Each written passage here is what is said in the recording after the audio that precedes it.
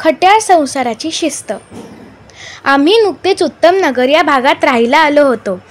शाळा सुरू झाली होती व तिमाही सुरू होणार होती. तसा त्या भागाचा आम्हाला परिचय नव्हता, पण काही दुकानदार आमच्या ओळखीचे झाले होते. काही दुकानदार म्हणजे अगदी 2-3च, जसे की दूधवाले, किराणावाले आणि सगळ्यात महत्त्वाचे म्हणजे गण्याभाऊ. त्यांचं खरं नाव गणपत पवार होतं. केस विरळ झालेले, पोट सुटलेले आणि कपाळावर अबीर गुलाल लावलेले हे असे आमचे हे भाजीवाले होते. होय, भाजीवाले होते.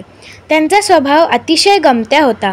कदाचित या स्वभावामुळेच त्यांचे खूप सारे मित्र जमले असावेत. त्यांचं नाव आम्हाला याच त्यांच्या मित्रांमुळे कळाले होते. सगळे त्यांना गण्या म्हणून हाक मारत असत, म्हणून आमची आई त्यांना गण्या दादा म्हणत असे. त्यांची बायको अतिशय कडक शिस्तीच्या होत्या, कारण मनीषा पवार म्हणजे आमच्या मनीषाबाई. मला त्या अजिबात आवडायच्या नाहीत. निष्पाप पोरांना वर्गाच्या बाहेर उभं करायच्या, 50-50 उठाबशा काढायला लावायच्या आणि खूप खूप ओरडायच्या. कधी मला वाटायचं की त्यांच्याऐवजी गणपत काकांनीच आमचा वर्ग घ्यावा. पण गेला 1 महिना मला असे वाटत नव्हते, कारण मनीषाबाई अख्ख्या आषाढ महिन्यात आल्याच नव्हत्या.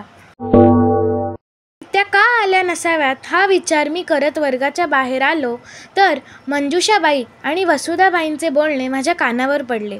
अगं हो, मुलगी झाली मनीषाला. आल्यावर विचारलं पाहिजे की आपल्याला बारशाला बोलवणार आहे का नाही. हो ना, मला पण बाळाला बघायचे आहे, पण तिमाहीनंतरच रुजू होणार आहे ती, असं काहीसं त्या बोलत होत्या.